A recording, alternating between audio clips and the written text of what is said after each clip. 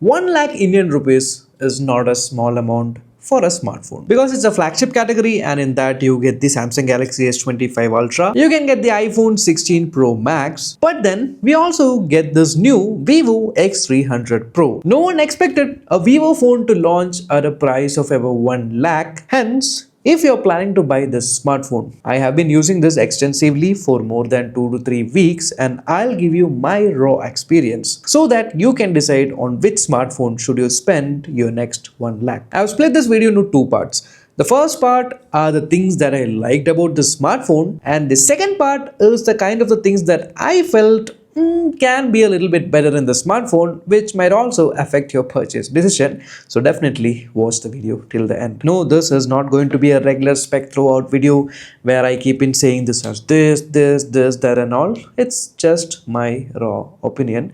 So if you are bored, I'm really sorry, but huge purchases takes a little bit of patience. So let's start with the good things. The smartphone case that comes with this smartphone is great. Compared to last year's transparent typical TPU case, this time, yes, they have given a color matching case, and yes, you can say this is much more better in quality. Next is this amazing build quality, and it really feels solid in hand. I think rather than calling it a smartphone, it feels more like a compact digital camera. There is no compromise in the IP rating. This has IP68, IP69. The aluminum alloy frame is great. The front and back is glass. Backside is not a normal glass. This is a fiber glass, but yet it feels more like glass. And the weight of the smartphone is somewhat in the higher end. It's as same as last year. It's around 226 grams, but it's more of a balanced smartphone, so you don't get that leaning towards the camera side. And yes, it does come with a pre-applied screen protector, which not many praise. And the back side, it supports wireless charging, and this can support up to 40 watts of wireless charging, but yes, you need to buy the charger separately. But the charger that comes in the box, it's a 90-watt charger, and it does charge fast. I like this cool thing in the OriginOS. It's called the flip cards. Talking about the display, this is something that I love of the smartphone. It is not an LTPS display. It's a proper 1Hz to 120Hz LTPO display, and it outshines. I mean, literally, I was using it at noon in Kerala under harsh sunlight, and I can see this display bright and vivid. I shot a lot of photos in the afternoon. Yeah, it goes up to 2000 nits, and if you're watching HDR content, yeah, it does go up to 4500 nits, and the bezels around the display is super thin. It feels kind of nearly bezel-less, so it's a top grade display. There is no compromise in that. And this time it comes with this ultrasonic fingerprint scanner, and it's super quick. Device, it's slim, okay. I mean, the camera bump is a little bit bigger. It's like half of the phone is the camera bump, but rest of the half is slim, and it has a 6510 milliamperes of battery, and the battery life is something that I have to appreciate. You do a full charge of the smartphone and it can easily last you for a day or two, considering your usage. But even in my heavy usage of a lot of photograph clicks, I can easily take this one full day, and yet I'll still have 30% at the end of the day, which is amazing battery life for a smartphone. And the best part that nobody talks about is, even if you do juice it out till 1% and say you're editing some photo, and that's when it goes to 1%, it goes to an extended battery saver mode. So it's at 1% and you take the charger and plug it in, and the moment it charges, it just restores to where you were. Say you were editing a photo, and that's when it went to 1%, and then you don't have to worry about your work being lost. It restores to where you left. So it's a great thing. Yes, it does have vapor chamber cooling, but does this heat? How effective is it? I'll talk about it in a bit, but the performance is nice. I don't have any complaints. Yeah, it's a flagship grade Dimensity 9500 chipset. I mean, it has the latest processor technology from MediaTek, the latest G1 Ultra graphics, so there is no compromise in gaming, whatever you do, the rendering, and yes, the OriginOS is super smooth. I mean, the way the apps open and close, it makes you feel addictive. The animations, the parallel blurs, everything is top class. There is nothing to complain about. But again, a thing to be appreciated is that in the previous year, the only major drawback that people were mentioning was that it's a Vivo phone and it comes with a Fun Touch OS. But luckily, they have solved that particular con, and the OriginOS is a level apart. Now, let's talk about the T-Rex in the room. I mean, you already have two elephants, so let this not be another elephant, let it be a T-Rex. for a reason. See, I'll tell you the camera setup, right? The primary camera being a 50 megapixel and upgraded LYT sensor from last year. It's amazing. And the telephoto camera is the sweet spot of 85mm or 3.5x, and it's a 200 megapixel improved sensor with improved stabilization, and hardware is top class. Even it has a size tuning, size T-star coating. The ultra wide camera is also improved this time. Now, if you're a person who just takes regular photos, the photos coming out of this looks amazing. There is nothing that you can complain about these photos. They are vivid, they are bright, sharp, punchy. I mean, if you're looking for a camera smartphone, yes, the outputs from these are really eye-pleasing and mind-blowing. And compared to flagship smartphones like the S25 Ultra or even the iPhone, I found that the shutter speed is somewhat great. I mean, if you're continuously clicking multiple photos, you have a dedicated snapshot mode where it does have very less shutter lag, and because of this better stabilization and bigger sensor, the low light photos are also amazing. And this flash setup is also kind of cool. So if you're shooting it in 25mm, this top flashes. If you're shooting in 50mm, both of them flash, and if you're shooting it in 135mm, the bottom one flashes. So it's kind of adjusting to the subject which you're shooting and the focal length. And this time the smartphone even supports 4K 120 frames per second Dolby Vision shooting. So in video department also, yeah, specification wise it's great, and the output is also nice. Even the portrait photos or the cinematic blur that you get on iPhones is still logged at 4K in 24 or 30 frames per second, wherein you can do 4K 60 frames per second, and the bokeh results are also amazing. A selfie is great. They have upgraded to a 50 megapixel camera. The selfies are sharp. All the people are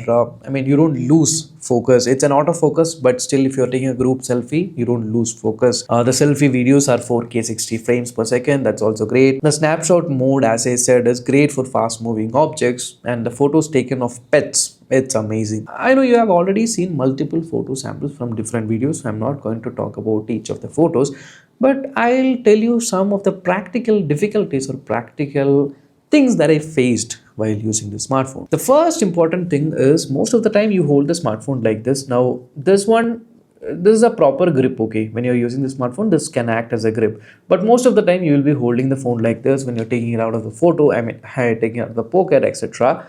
Most of the times you can see that this lens is smudged. So you have to make a habit of taking the smartphone out and then cleaning the lens and then shooting. I've had many instances of where I find the subject, I take the phone and take a photo, and that's when I realize, oh, I forgot to clean the lens, so I have to clean it. Now talking about portrait photos, Vivo and Zeiss does an amazing job in edge detection, taking portrait photos, the background blur, bokeh, etc. Now this time they have 24mm, 35mm, 50mm, 85mm and 135mm. Now the 24, 35 and 50mm, they are all taken by the primary 50 megapixel camera, which means 24 is the most clearer, and then it zooms in to be the 35, it zooms in to be the 50mm.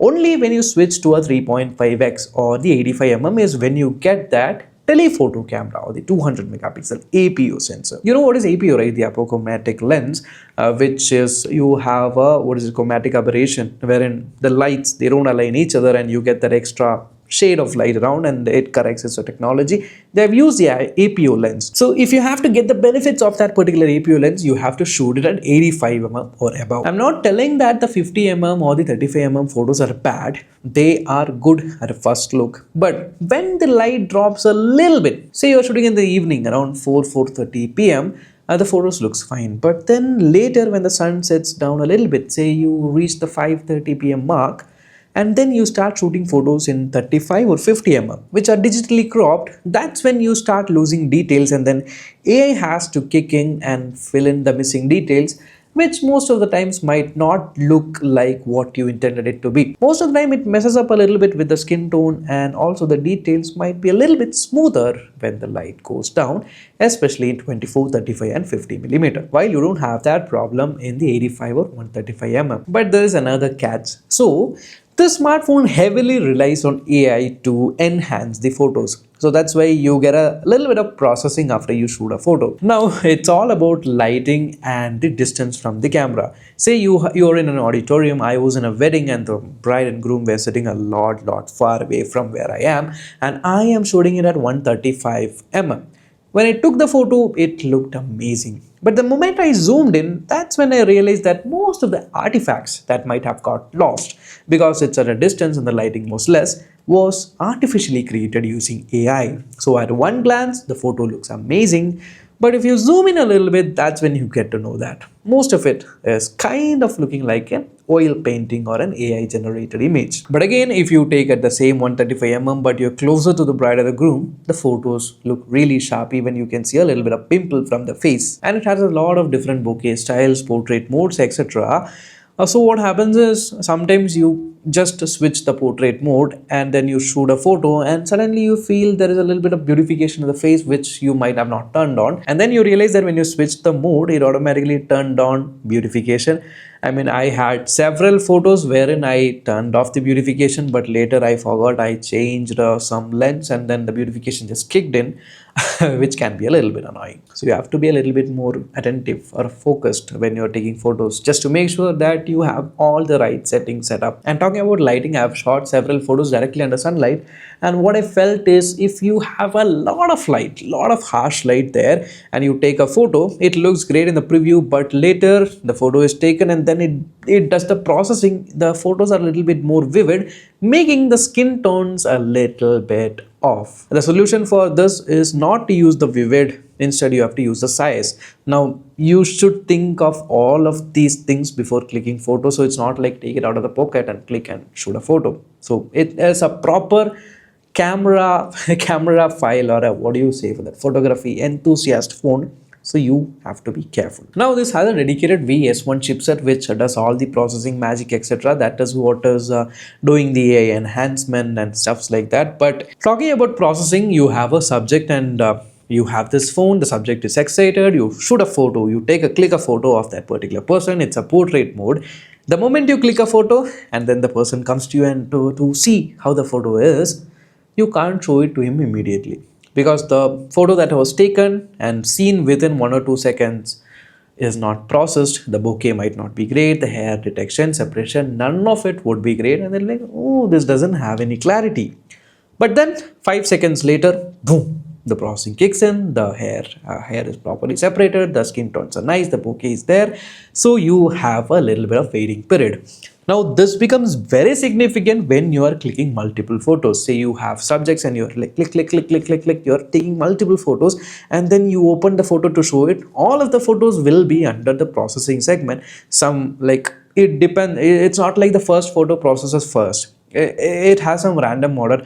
Maybe the third photo processes first and the last photo then processes, then the first photo processes. So you have to wait. And again, when you have this multiple photo clicking, the smartphone, yes, does heat up. Yes, it has a little bit of warmth in this particular side. It's not a heating issue, but it does heat up when you do the processing. But because of the vapor chamber cooling, the heat is dissipated very fast, so the frame does not feel hot.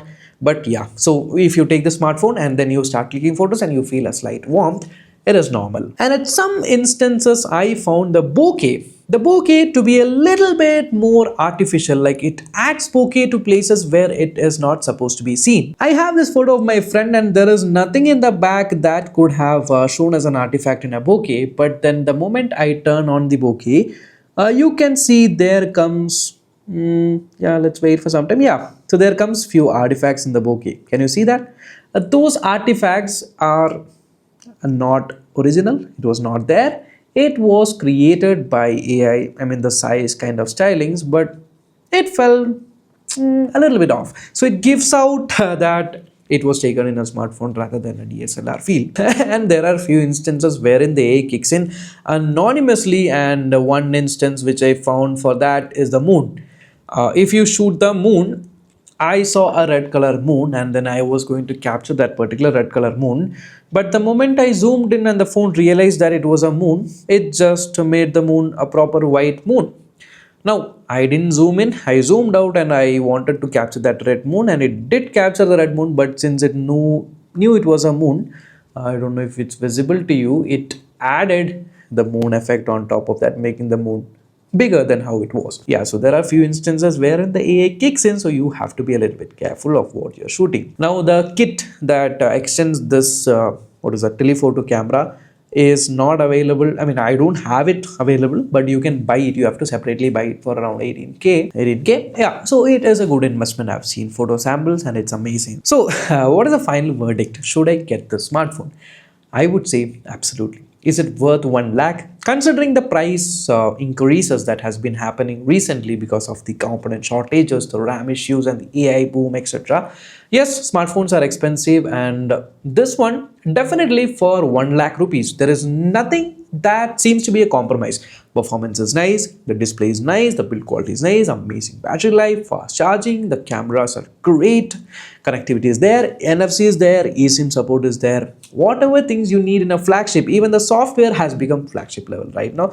There is no compromise in the smartphone. But if you're looking for a camera centric smartphone, this is a really fun smartphone to use, but you should need some patience to sit and learn about all the 1,000 settings that are there.